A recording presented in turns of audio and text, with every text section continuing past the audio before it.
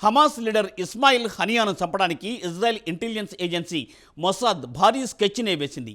వాస్తవానికి గత మే నెలలో ఇరాన్ ప్రెసిడెంట్ ఇబ్రహీం రైసీ అంత్యక్రియలప్పుడే లేపేయాలని అనుకుంది. అయితే అప్పుడు పెద్ద ఎత్తున ప్రజలు అంత్యక్రియలకు హాజరు కావడంతో ప్రాణనష్టం ఎక్కువగా జరుగుతుందనే ఉద్దేశంతో ఆ ప్లాన్ను విరమించుకుంది. అప్పుడు తాజాగా ఇరాన్లో 2 ఇరానియన్ ఏజెంట్ల సహాయంతో 3 గదులలో బాంబులు పేర్చింది. అవకాశం కోసం ఎదురు చూసింది. హానియా ఆ గదుల్లోనే బస్ చేయడంతో ట్రిగర్తో బాంబులను పేల్చేసింది.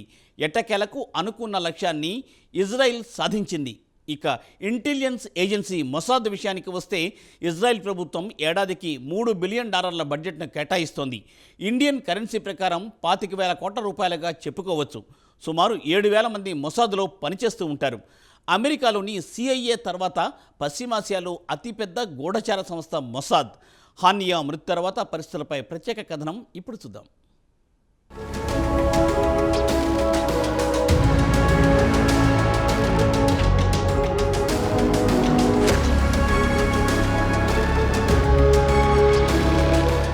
గత ఏడాది అక్టోబర్ 7న హమాస్ ఇజ్రాయెల్లో చొరబడి 1,200 మందిని ఊచకోత కోసి 250 మందిని బందీలుగా చేసుకుని తమ వెంట తీసుకువెళ్లింది. దీనికి ప్రతీకారంగా ఇజ్రాయెల్ కూడా వెనువెంటనే పాలస్తీనా, గాజాపై పెద్ద ఎత్తున యుద్ధం ప్రకటించింది. సుమారు 40,000 మంది వరకు పాలస్తీనా స్త్రీలు, పిల్లలు చనిపోయారు. ఇవన్నీ పక్కన పెడితే కేవలం 3 నాయకులు చనిపోతే ఇంటర్నేషనల్ మీడియాలో పెద్ద ఎత్తున దీనికి కవరేజీ లభించింది. అల్ జజీరా లాంటి ఛానల్స్ 24 గంటల పాటు హానియా మృతి గురించి వార్తలు, ప్రత్యేక కథనాలు ప్రసారం చేస్తోంది. ఇక హెజబొల్లా కమాండర్ ఫౌద్ షకూర్కు లెబనాన్లోని బెరూట్లో ఇజ్రాయెల్ వైమానిక దాడిలో గత నెల 30న చంపేసింది. దీనికి కారణం షకూర్ గత వారం ఇజ్రాయెల్లోని గోలాన్ హైట్స్పై రాకెట్ దాడులు చేయించి 12 మంది పసిపిల్లల మృతికి కారణమయ్యాడు. దీనికి ఇజ్రాయెల్ ప్రతీకారం తీర్చుకుంది.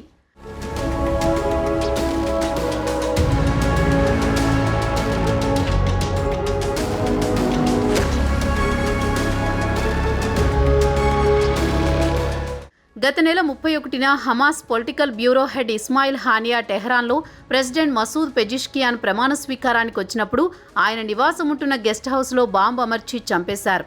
అంతకుముందు హమాస్ కమాండర్ మొహమ్మద్ డయీఫ్ అతను అక్టోబర్ 7న ఇజ్రాయెల్పై జరిగిన దాడుల్లో ప్రత్యక్షంగా పాల్గొన్నాడు. అతన్ని గాజాలో గత నెల 13న ఇజ్రాయెల్ వైమానిక దాడుల్లో చంపేసింది. ఇంతవరకు చూస్తే అక్టోబర్ 7వ తేదీన తమపై దాడి చేసిన వారిపై ఇజ్రాయెల్ ప్రతీకారం తీర్చుకుంది. హమాస్పై పైచేయి సాధించుకుంది. హానియా, డయీఫ్ను అడ్డు తొలగించుకున్న తర్వాత హమాస్ ప్రస్తుతం పూర్తిగా నిర్వీర్యమైపోయింది. ప్రస్తుతం హమాస్కు చెందిన టాప్ మిలిటరీ లీడర్ యాహ్వా సిన్వార్ ఒక్కరే మిగిలి ఉన్నారు. మొత్తానికి చూస్తే హమాస్పై ఇజ్రాయెల్ కసి తీర్చుకుంది. హమాస్ మొత్తం కకావికలం అయిపోయింది.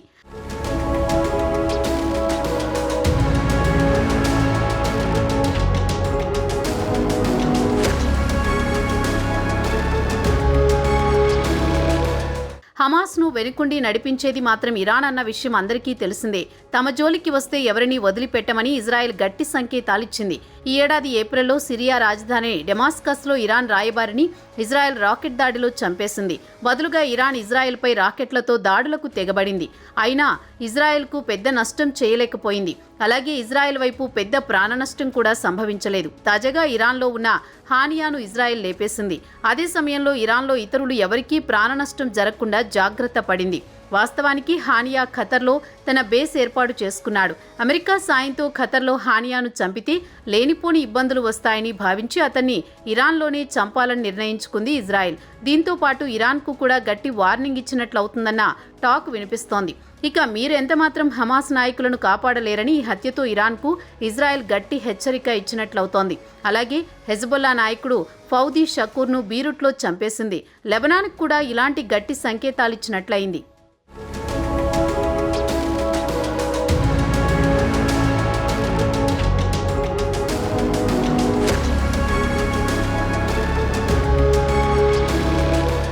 తమ గడ్డపై తమ అతిథిని చంపినందుకు ఇరాన్ కూడా చేతులు ముడుచుకుని కూర్చోదు. Iran supreme leader Khamenei, president Masoud పెజెష్కియాన్లు ఇజ్రాయెల్పై ప్రతీకారం తీర్చుకుంటామని బహిరంగంగానే హెచ్చరించారు. ఇక ఇరాన్ ఇజ్రాయెల్ గడ్డపై వైమానిక దాడులు చేసే అవకాశాలున్నాయన్న టాక్ వినిపిస్తోంది. అలాగే ఈ దాడుల్లో తన మిత్రులు హమాస్, హెజ్బొల్లా, హౌతీలను కూడా చేర్చుకుంటోంది. అలాగే ఇజ్రాయిలీ అధికారులు ఇతర దేశాల్లో ఉంటే వారిపై దాడులు చేసి చంపేయాలనేది కూడా ఇరాన్ ప్లాన్లో ఒకటిగా చెబుతున్నారు. ఒకవేళ ఇజ్రాయెల్పై ఇరాన్ పెద్ద ఎత్తున దాడులకు దిగితే ప్రాంతీయ వార్ జరిగే అవకాశం ఉంటుంది. దాని ప్రభావం ఇండియాపై కూడా ఉంటుంది. ఎందుకంటే పశ్చిమాసియాలో సుమారు 1 కోటి మంది భారతీయ పౌరులు ఉద్యోగాలు చేసుకుంటూ బతుకుతున్నారు. తమ కుటుంబానికి వీరే ఆధారం. అదీ కాకుండా ఇండియాకు పెద్ద ఎత్తున విదేశీ మారక ద్రవ్యం సంపాదించి పెట్టేది కూడా వీరే. అలాగే ఇండియాకు ముడి చమురుతో పాటు సహజ వాయువు దిగుమతి కూడా పశ్చిమాసియా రీజియన్ నుంచే ఎక్కువగా ఉంది. ఒకవేళ యుద్ధం తీవ్రతరమైతే ముడి చమురు ధరలు చుక్కలనంటడం ఖాయం.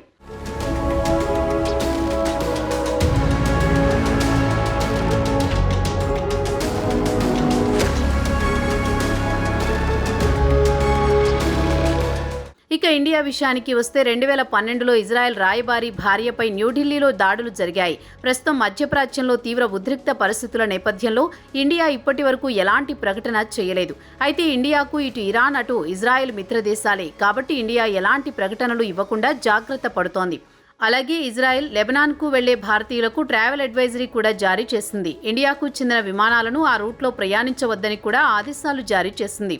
ప్రస్తుతం పశ్చిమాసియాలో ఉద్రిక్త పరిస్థితులను తగ్గించేందుకు ఇటు సౌదీ, ఖతర్, ఒమానీ విదేశాంగ మంత్రులు ఇరానియన్ మంత్రులతో పాటు ఇజ్రాయెలీ విదేశాంగ మంత్రులతో చర్చలు జరుపుతున్నారు.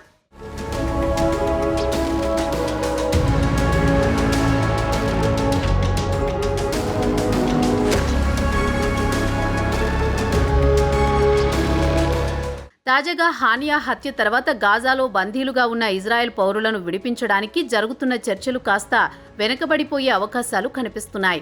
ప్రస్తుతం ఈ వివాదం మరింత కాలం కొనసాగితే ఇజ్రాయెల్ ప్రధానమంత్రి బెంజమిన్ నెతన్యాహుకు కాస్త ఆక్సిజన్ దక్కినట్టే. ఎందుకంటే ఆయన నాయకత్వంపై అక్కడి ప్రజల్లో తీవ్ర వ్యతిరేకత ఏర్పడింది. గాజాలో బందీలుగా ఉన్న తమ వారిని విడిపించాలని ఆయనపై ఒత్తిడి పెరుగుతోంది. ఆయన మాత్రం హమాస్ను పూర్తిగా కాళ్లబేరానికి తెచ్చే వరకు యుద్ధం ఆపనని పట్టుదలతో ఉన్నారు. ఇక ఇజ్రాయెల్తో యుద్ధానికి దిగాలా వద్దా అనేది ఇరాన్ సుప్రీం లీడర్ ఖమేనీతో కొత్త ఇరాన్ అధ్యక్ష బాధ్యతలు స్వీకరించిన పెజెష్కియాన్పై ఆధారపడి ఉంటుంది.